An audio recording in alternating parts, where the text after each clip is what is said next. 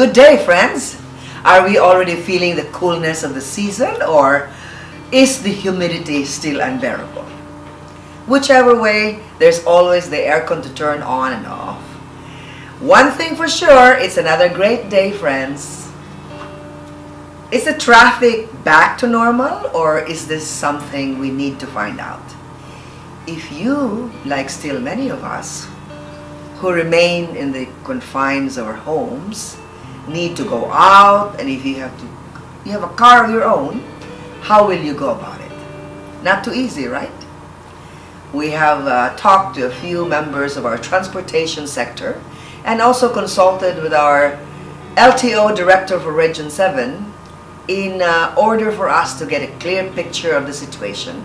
We have sent feelers around here and there as to answers to our questions. Is there trouble brewing in the transport section? Why do you think so? Will a mass transport system affect you? Is the public transport recovering? What do you suggest? Let's pay close attention to what these people have to say.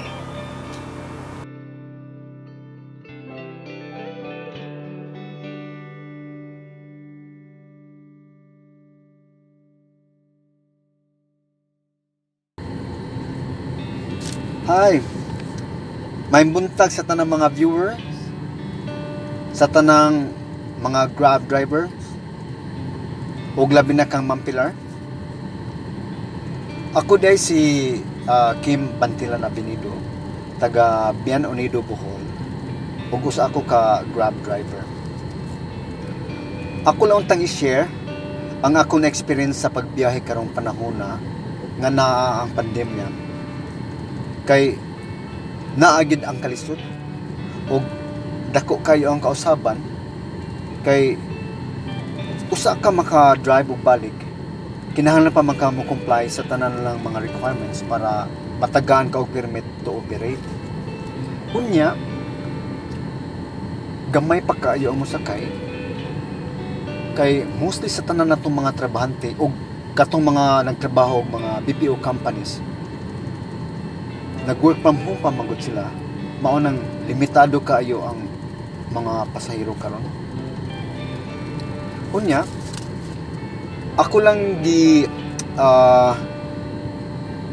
anticipate if ma-implement niya ang mass transport system, kay madugang mangyud siya sa competition sa kadalanan ug pamasahero.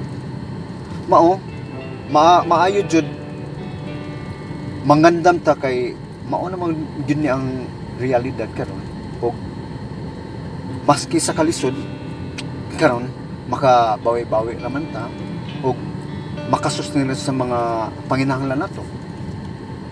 Simple lang sa lang jud ta karon ug likayan ang naanda nato nga happy go lucky ta, palit dito palit dire, basta simple lang gyud ta karon. Dako na kayo ko pasalamat og dako na kayo ning grasya nga nadawat nako nga naka-drive kog balik. Muna hangyo nako sa tanan natong mga kayugsunan diha nga dili lang gid ta wag tangan og paglaom kay balo ko nga mabalik ra gini sa normal ang tanan. Og labaw sa tanan kinahanglan gyud nga magsigit og ampo ug ato lang gyud isalig ang tanan sa Ginoo, kay walay imposible sa Ginoo. Og anhira ko kay nana sa kuy booking. Daghang kay salamat Ma'am Pilar og sa tanang mga viewer nga sa higayon nga nakashare ko sa akong mga kaagi. Keep safe guys, and God bless us all. Thank you. Bye-bye.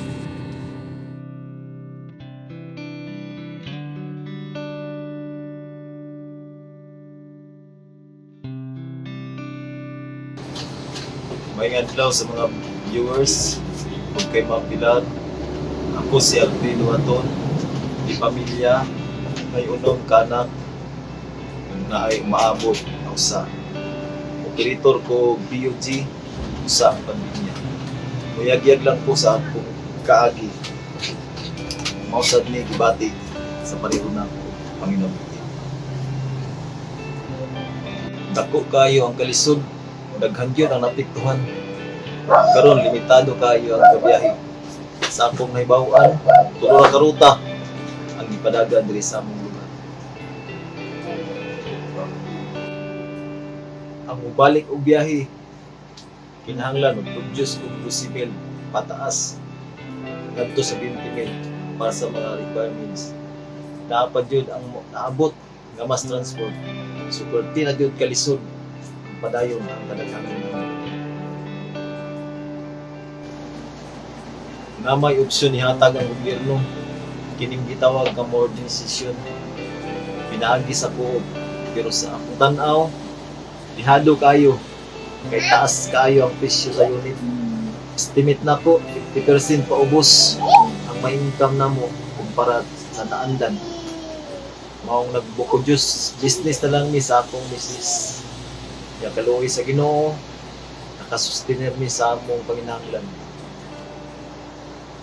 Maski sa tumang kalisod, nagihapon mahatag na solusyon ng Ginoo.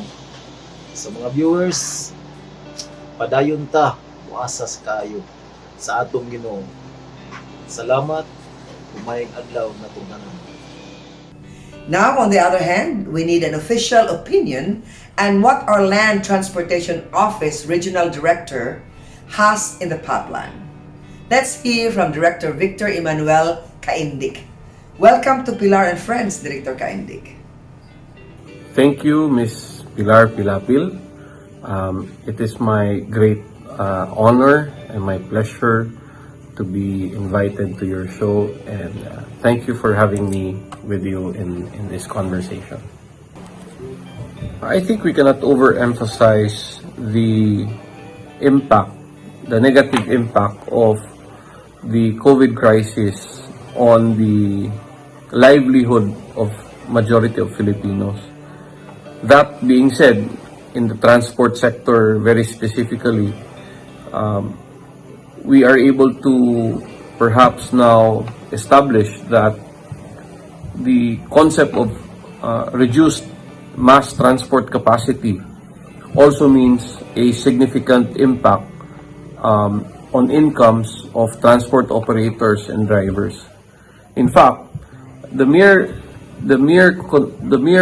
policy of regulating capacity to 50% therefore means that if you're a transport operator, you're actually looking at a 50% reduction in your gross income of a certain route, and obviously for practical reasons, not too many people are encouraged to be back on the roads. Drivers are different in the sense that most of our public utility drivers, whether they work in buses and jeeps, they're being encouraged to join the PUV modernization program, particularly because the compensation system is no longer governed by the traditional boundary system. So, if drivers in the past relied on how much money they made in a day, and out of the total income that they make, a certain portion of that is paid for rental or boundary, as we call it, that simply means that if everybody was still on a boundary system, I don't think public transport units would still be on the road today in a post-pandemic scenario where we limit capacity to 50%. Because of the PUV modernization program, I think the compensation system has been somehow recalibrated to a more practical income sharing scheme that it still encourages drivers now to be back on the road, and the operators also are able to find some confidence that if they deploy their units even in a post-pandemic scenario where we still have social distancing and limited capacities, that they can still make ends meet. how does this translate to us as citizens being able to contribute, no? Well, I think in the end, well, while it's a very highfalutin statement, we really have to fight COVID together such that we are able to reduce the number of infections or active cases. And it brings confidence that we can now justify an increased capacity in public transportation. I just find it very disheartening though that in some occasions or in some discussions or forums, people continue to see this as an issue of having to continue the social distancing rule without consideration to the economic impact on the public transport stakeholders. So I guess while we think that everybody has the right intentions, a more sound and practical conversation has to take place as the cases reduce and we address the need for better public mobility. Is the BRT going to push through?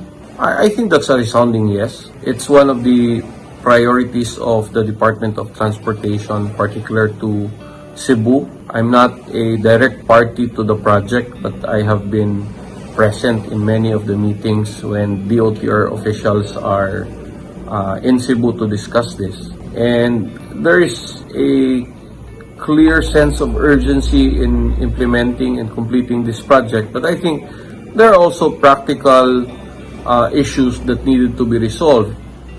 And I do not wish to speak beyond what I know, but what I understand is that Secretary Tugade, no less, has given instructions to the BRT project team to ensure that the stretched timeline for its initial phase of operation will be met as scheduled. That being said, I think the best people that would answer that question would be officials of the BRT project. At the onset of the pandemic, I think mobility has been at the forefront of managing the crisis. Just before the crisis elevated into a lockdown, one of the key interventions made was limiting public mobility through public transportation. As a public transport official, the responsibility on our side demanded that we are strict in the implementation of social distancing rules, and eventually, as the pandemic progressed, it was incumbent upon the transport division of government to exercise its authority in eventually limiting mobility also in public transportation. Today, as we slowly recover from the pandemic, the biggest challenge has always been how do you address mobility in the face of the continuing threat of COVID. One of the perhaps paradox that we face is that while we want to limit the spread of the virus by enforcing social distancing in mobility modalities, as we would call it, whether you're riding a jeep, riding a bus, or any public transportation for that matter, it comes with the understanding and acceptance that a reduced capacity for public transportation also means that a certain segment of our commuter base may not be totally covered or given the right capacity for people to properly move from point A to point B.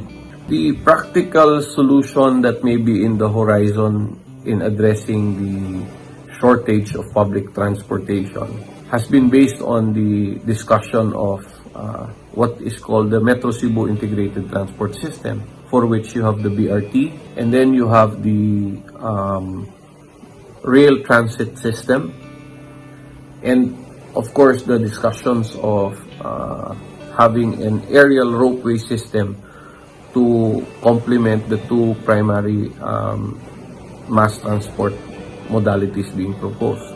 But again, these are mid to long-term solutions, and these require heavy infrastructure. And while these are not yet built, I think I would move that the forum of discussions should talk about what is called a local road use policy by LGUs. Why are we pushing, or why am I personally pushing for that? Again, the infrastructure for the integrated transport system is in place, but it takes time. The way we do things in the Philippines, doing the biddings, doing compliance work, etc., plus factor in the political dynamics, means that while these are already running and progressing, it may not be progressing as fast as we would want it to progress.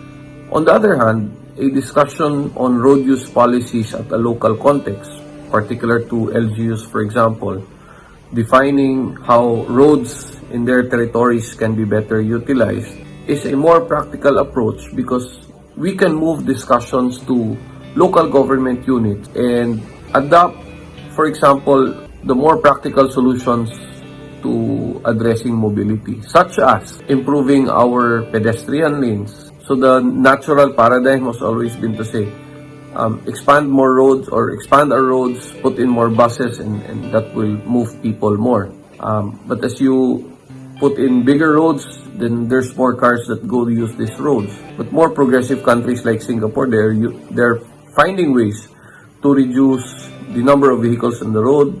They have plotted a long-term and short-term and medium-term policy of how they will address this. Countries like Sweden and some other European countries are saying that at a certain point in time, they don't want to have cars on their roads. I think for Cebu, for example, if you look at the stretch of Osmeña Boulevard, if we can start to further enhance the initiatives of the past, which made Osmeña Boulevard a walking boulevard, and encourage people to actually just walk along that stretch rather than taking public transport, then you reduce the public transport footprint of that particular route.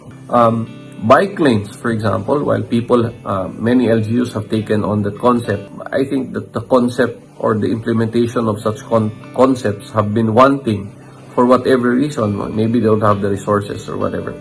But if you take the concept of bike lanes and you protect these bike lanes and make sure that people use the bike lanes, and you make bike lanes that address the movement of people from point A to point B, then it further reduces the footprints that we need for mass public transport. It does not mean to say that it will substitute the long-term necessities of mass public transport.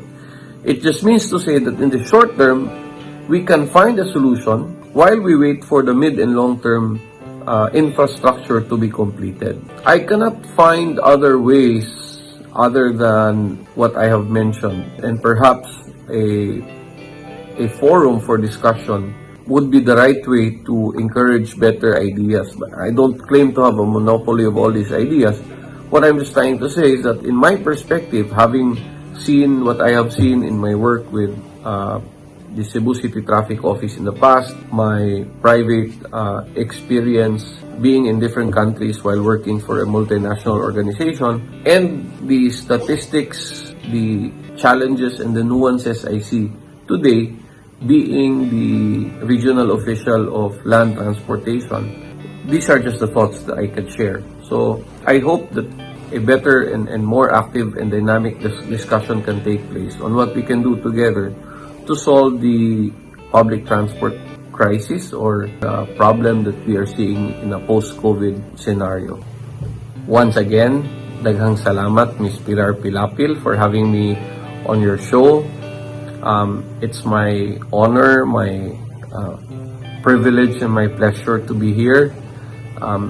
It's an exciting topic for me, and I hope in my own little way I have shared my thoughts on what we can do around the issue of public transportation, the issue of people in mobility, and I'm hoping that if there are people more interested in would like to expand this discussion, that they do so with the objective that what we can do together will always help this country find solutions to problems that our people face on a daily basis. So daghang salamat and more power to you always. Thank you, Director Kaindig, for your situationer. We appreciate your detailed prescriptions, and certainly our writing public as well would have a clearer picture of the situation. We hope that the information we presented today would help you all to further understand our transport sector, and that we all form part of the solution and not the other way around. This should always be the case, ideally, and we should push for a citizenry which helps in nation building. Thank you for staying tuned to us today. And as usual, let me leave you with this verse of scripture to hopefully inspire you to continue persevering and being obedient to authorities in these very trying times. Acknowledging that we are all in this together, and this is taken from the book of Romans 13 verse 1, and it says, "Let every person be subject to the government authorities, for there is no authority except from God, and those that exist have been instituted by God." Join us again next week for another informative and exciting episode. Have a great week ahead, friends!